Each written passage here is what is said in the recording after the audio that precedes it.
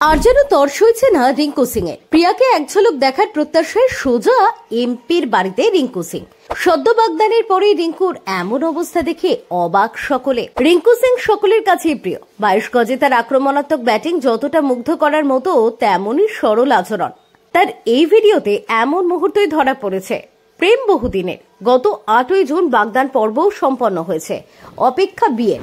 ভালোবাসার মানুষকে এক ঝলক দেখার প্রত্যাশা কার না থাকে।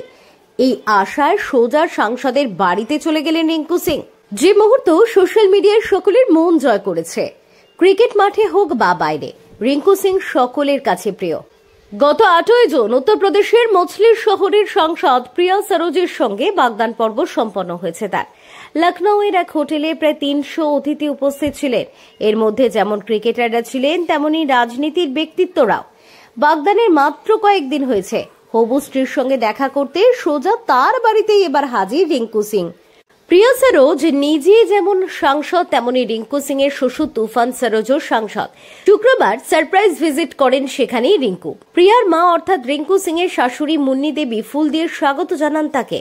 তার মাথায় ছড়িয়ে দেন ফুলের পাপড়ি। দরজা দিয়ে বাড়ির ভিতরে প্রবেশ করতেই পরিবারের সকলের স্বাগত জানান রিঙ্কুকে। অনেকেই সেই মুহূর্ত মোবাইল বন্দি করে রাখছিলেন, তবে রিঙ্কুর নজর এদিক ওদিক। প্রিয়াকে খুঁজছিলেন এক ঝলক দেখার প্রত্যাশায়। অবশেষে দেখা মেলে প্রিয়ার। রিঙ্কুর হাতে লাল গোলাপ তুলে দেন। সুন্দর একটা মুহূর্ত। নভেম্বরে তাদের বিয়ে। এখন যেন তারই অপেক্ষা। Bureau report, TV7 Bangla.